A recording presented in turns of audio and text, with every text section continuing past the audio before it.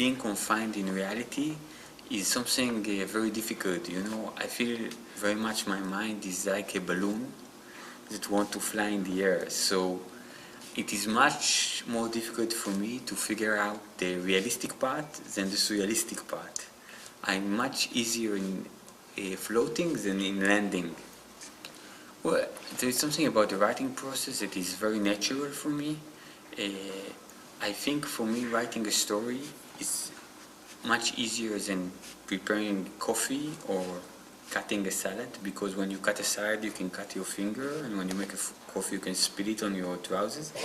But making story just comes to me, and for me it's much more natural to think of a story than to think of a novel. I always say that when somebody meets his friend in the street, we tell each other stories, we don't tell each other novels. And because there is something so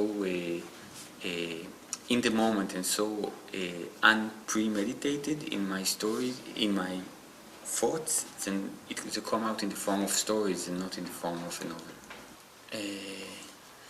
For me, when I write a story, the most important thing for me is the tone of the story.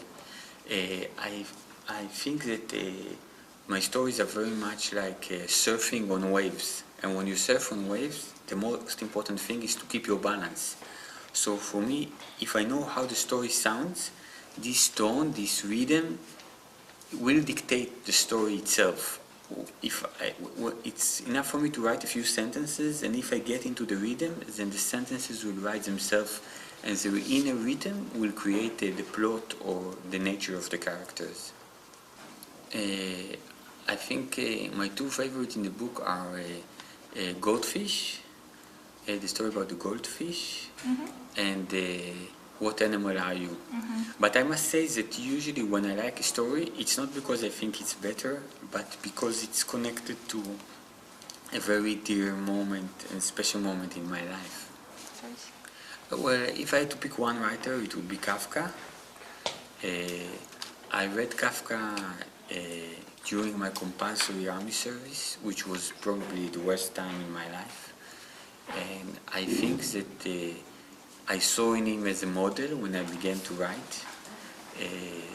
Somebody who writes from his weakness and does not write from his strengths. Somebody who confesses his incompetence, you know, and by doing so creates something that is both that both has a very strong emotional and moral power.